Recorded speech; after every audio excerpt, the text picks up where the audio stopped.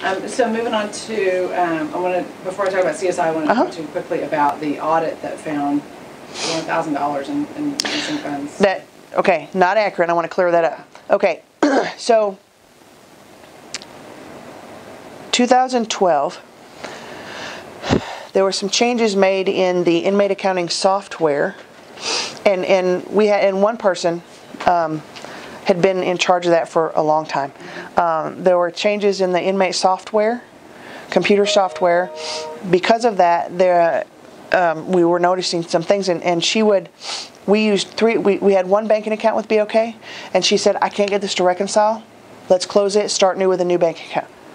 On bank account number 3, we're like, okay, this doesn't make sense. So we had one of our internal CPAs look at it. There's an issue, but I can't find it. We went to BOK and said, can we have accounts number 1 and 2 documentation so we can try and when we close the account, we get rid of the paperwork. The internal affairs investigation had started. The criminal had started. We're going to find this money. Without that paperwork, we couldn't find anything. Criminal stalled. We got nothing. We can't find anything. We can't prove anything. IA goes on. She resigns. We bring in a CPA. We bring in county fiscal to help. We bring in we have a CPA reserve then. He came in. Nobody can find this. Through the annual audits that we do with the state auditors, it's been, and we've told them every time, we need help. We've asked.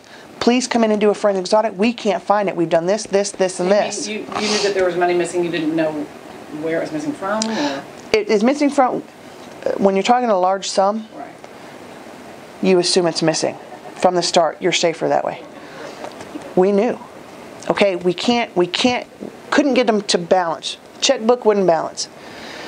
Going back and looking, our CPA, when she first started, it said, this and this, we have an issue. That starts the clock ticking. That starts us investigating. That starts us looking. We can't find it, can't find it, can't find it. And it takes a long time to balance that large amount because it's so fluid. Okay, and there's so many other inner accounts within that. So you're talking 6 months, 8 months to look at and try and balance. So beginning in 2012, we started doing that. And we 4 or 5 different times tried to do that. Well, here we are now. So July, the lady that's over inmate accounting now is a CPA. She's good at what she does. She needs to be there. She's the right person for the job. She calls Christina, our chief financial officer, and says, we have an issue and I can't reconcile. I can't fix it. We can't find it. Can we call the state auditors and have a forensics audit done? We met with them in July of 15. Yes, you can. We're starting our audit for the year.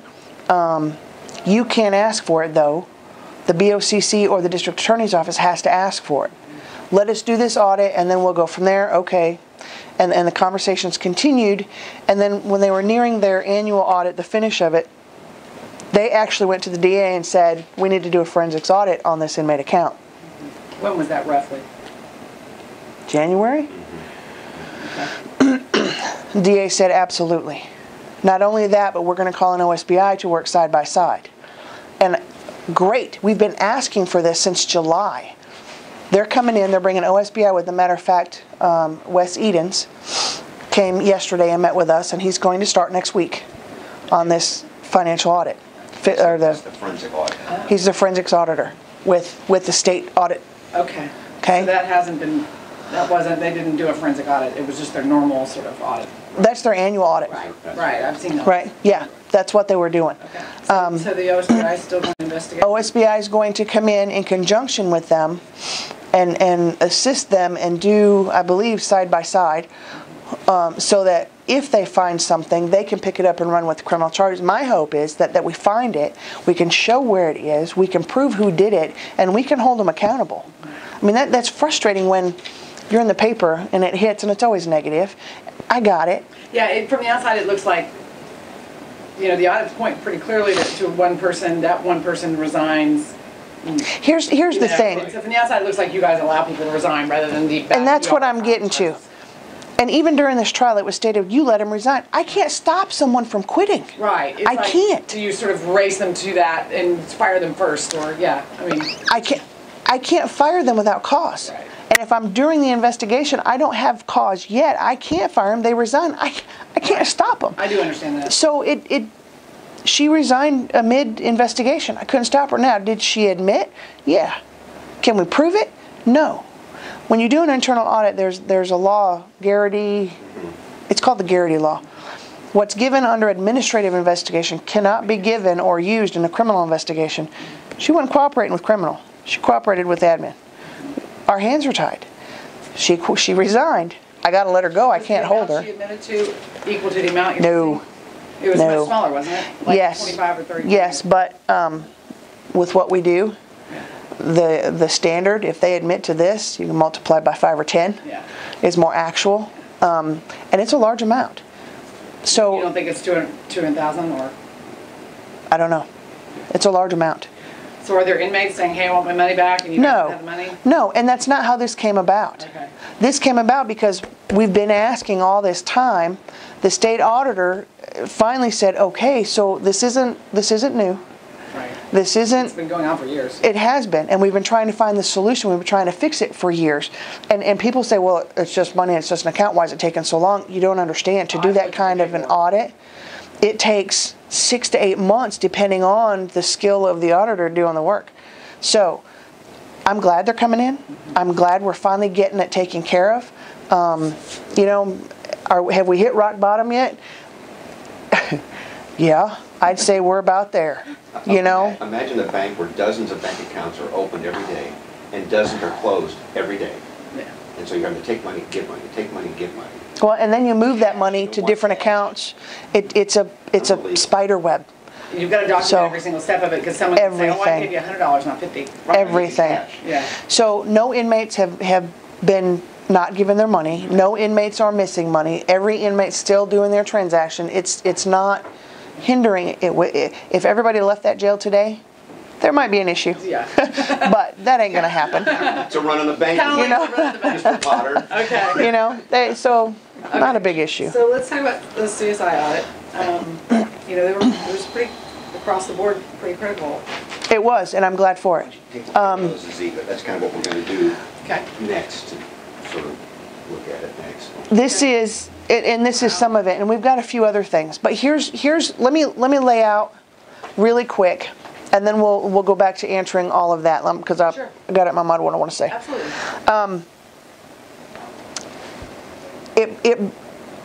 It contained a lot of things that those of us that have been here knew it would contain. What it did for us, it gave us a roadmap of how to get where we want to be, right? So some of the things that, and you have the bullet point in front of you that are the main ones, and some of the things I won't do, I've only got a month left, but what I want to try and do for either Rigoletto or Barry, the new sheriff coming in, is to try and put together a packet of the top 10. This is what CSI said. This is the history. This is for this office and the way that it flows and functions. This is the best option for the action plan to improve or put into place the suggestion. Some of this stuff is monetary, and it won't be a right now thing. It's going to have to be prioritized to do the best one with what we can afford to do right now, and kind of put together a vision. The strategic plan that we're working on will kind of delineate what to do now and what to do later and what to work for. And some of these can be achieved by doing incremental changes. So we are going to try and get packets put together to hand to the new sheriff and say, you're walking into it, got it. We've tried to clean house. Yeah. We're trying to right the ship. It's on its way. So to effectively not affect the whole of the agency, but to step in, see where we're at, take the plans, read them, take the report. This is what we think, been here a while, not old vision, but knowing how to get where we need to be because we understand how it works when nobody coming in, neither one of them ever worked for sheriff's department, and it is completely different than a police department. Right. Completely different. The jail, the civil processes, all the different things. The inner workings is the government. Yeah. It's completely different. And so to try and ease their step in, because they're going to have to step right back out and start campaigning again. So we're going to try and do that. Of these, the one thing I do want to say, and it's for my employees, the one thing that it did say, and that gives them a little bit of hope, it talks about starting salaries being 5% under, which we have been below average for years. And we've run understaffed and underpaid for years. And to fix that, Stanley and previous undersheriffs have decided to chop off that first step. But when you run on a tiered system, I've got a deputy that's been here 5 years. He's now at step 1. That's entry-level pay. So a guy coming in today is making as much as he's making. Mm-hmm. But guys that have been here 20 years, I should have people in steps 12, 13, and 14. I got nobody. I had a 20-year sergeant making the same as a 2-year sergeant. It's not right. Can I fix that all today? No, because that is a huge adjustment all the way across the board. But without starting the domino effect, we can adjust a few and then try and trickle that in. But this points out that we've been underpaid and understaffed for a long time, and that directly affects morale, turnover, hiring practices, retention, and to me that was one of the most valuable pieces that we got. They went back in and added in their scope the jail. Some interesting things. Some of the suggestions are reality that can be done. Some of the things, they mentioned a $2.5 million savings. Their numbers are a little skewed. So, you think it's too high? No, but it's not necessarily fiscally responsible or reality. Okay? One thing it harps on a lot, and I don't mean harp is a bad word, one thing it discusses a lot is hospital guard duty. Removing deputies from the jail. You can't do both. So we've created a hospital guard unit. They're deputies. They're assigned to the jail because that's where that function needs to be. They talk about outsourcing guard duty. By statute, we can't. We have to do it. So that's part of that $2.7 million is sourcing out. We can't do that by law in Oklahoma. Can they do it in Texas? I don't know. But we can't in Oklahoma, so we have to maintain it. So those deputies assigned to that unit are going to stay at the jail because that's where they function. So there's some changes that if you don't know state law, if you don't know sheriff's office or the responsibilities, may be kind of confusing. So I'm going to try and shore those up for the new guy coming in. The new records system, that was mentioned by the grand jury to get a one records department. We've already started working on that. We're working with the county IT department to use programs that we already have in place that will assist and be beneficial and will be the beta test, and then the entire county will go to it, which will benefit the entire county. So, okay, mark me in, we're doing it. It's going to be a lengthy process. Is this an internal record system, or are you talking about it's Munis reports, like traces type thing? Everything, we're hoping. Yeah. We're hoping, everything. Will we stop using Psalms and IMAX? No, we'll build the bridge, right? But we hope that one system that's what we need. With one gatekeeper, with one, that's where we're going, but it's going to take time to get there. What about the reserve program and the recommendation that you just sort of started from scratch? I sent a letter to the reserves. I'm sending it today. Sorry, guys. They're going to see it before they hear it, or hear it before they see it. I sent them a letter today, and what I've explained to them is CSI has some really good ideas and a really good recommendation. I personally think the best way to handle that is to stop it, turn everything in, and start over. So you start clean. You keep clean records. You keep clean the whole process. But I don't have the time to do that. So I sent them a letter stating I'm going to keep it suspended until the new sheriff comes in. You're talking 30 days. I will, that's one of my packets, the top 10. Reserves is one of the top 10. that's one of the packets that I'm going to prepare and give them a history, give them what it was, why it's suspended, walk through all of that, and then suggest that that would be for this agency and for the new sheriff coming in. I think that would be the best choice, would be to do it that way, and then he'll make the choice on what he wants to do. Do you agree with the sort of conclusion that a lot of the reserves is based on sort of friends or people with power? That's the allegation that's been made about states, and it seemed like they agreed in some cases that that's happened. Yeah. Yeah, but let me explain part of that too. To come and play, you have to be in a position to be able to do that. So you're looking at, now we had some working class, we had some blue collar, right, but most of them were white collar people that had the power, that had the positions because they could afford to come and play. Not that they paid to play at all. Did some of that happen? Bob Bates proved that it did, right? Okay, it's out there. Could we stop it when we were here? No. So very good conclusions, very good recommendations, and the recommendation that I'm going to make to the new sheriff, if he'll listen, start over. Stop it, start over. And those who really want to come help and be a part of this office will do that. So they reapply, and check their training. The whole thing. All that. Make sure they're trained. If they're not, they can get the training. Yes, well, and we will provide the Reserve Academy again. It wouldn't hurt any of them to go through it again, especially because the old academy, we have 8 hours of custody and control for our deputies. They got 2 hours. If we're going to expect them to do the same job, they need the same training. So, I think that's the best option. There was one thing that I wanted to ask about Sure. the report. It made mention multiple times of policies and how maybe some were more confusing than others. Yes. So what? Yeah. How do you? I mean, I know that's a big handbook. Do you rewrite it? I mean, what's the means to fix some of that? And that's something that I can start on now, but that's going to be a long process too because there are so many. What we need to do, I think, is we need to categorize. We have a policy for everything, and a lot of our policies reference other policies. I got it, but so we can take 6 policies and put them all into one because they all deal with natural disasters. We have plane crash, things like that. Earthquake, flood. We have separate policies for each one. For this courthouse, we have a bomb, we have an earthquake, we have a fire. All 3, make them one policy. We can do that.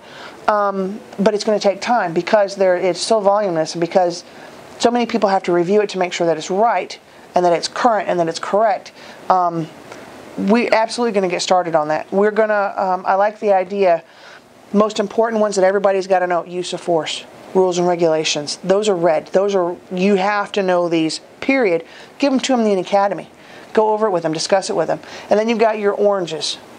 You don't need to know these word for word, but you need to know them. And then, follow that. And I think we can trim down the book a lot. Standard operating procedures, that's how we do things. Those are not budgeable. That's what you do. Those can go in a different book. They don't need a policy and procedure because they're standard operating procedures, but they're not policy. That's the how-to. So, I'm not there's different ways. Different agencies do them different ways, and so we'll kind of look around. We have good policies in place. They need to be clearer a little bit. Absolutely, we can do that. Do you agree? I mean, there was this notion that the sheriff said I can change them at any time. Their guidelines. Let me explain that. The sheriff has the right to override anything he does because he's the sheriff by law. Yes. Policies are written not as cement, right? And so when I say guideline, and I said it too, policies are guidelines put into place so that if you question what you're doing, it gives you what to do. It tells you what you should do. Are there exceptions to every policy? Yes. Female juveniles are that exception. Because by policy, I have to put them in a housing unit. I can't fiscally do that. I can't, in reality, do that. So are policies meant to be cement? No, they're not. They are a guideline to tell you how we expect you to handle your daily business while in this office. If an exception is needed to be made, there better be extenuating circumstance. And documented and, yeah. Absolutely. Yeah. So when we say guidelines, that doesn't mean that they can bend however, at whatever whim. And that doesn't mean that the sheriff can bend them when he wants. The sheriff has, by law, the legal right to say, I don't care what policy says, we're going to do this. That's his right, sitting here at the chair. Is it right? No. But he has that right. Policies are the guidelines that give us the path. And every now and then, you and I both know, paths sometimes take a hard right or veer left. You have to do that because everything in that jail, everything in this office, everything having to do with the sheriff, it's fluid. And it flows, and sometimes you need to step outside that to make sure that safety and security occur like we're supposed to. So I think it's wrong to bash us for saying that it's a guideline, because that's the road map, and road maps change depending on, but it's the road map that we expect you to follow to do business in this office until that left turn comes. Your next one's here. Yeah. Okay. We're good? Yeah, I just wanted to ask, I mean, you talked about Vic and Rex Berry, Uh-huh. you know, one of them will be the next sheriff. Have you met with any of them individually, or do you plan to before April 5th?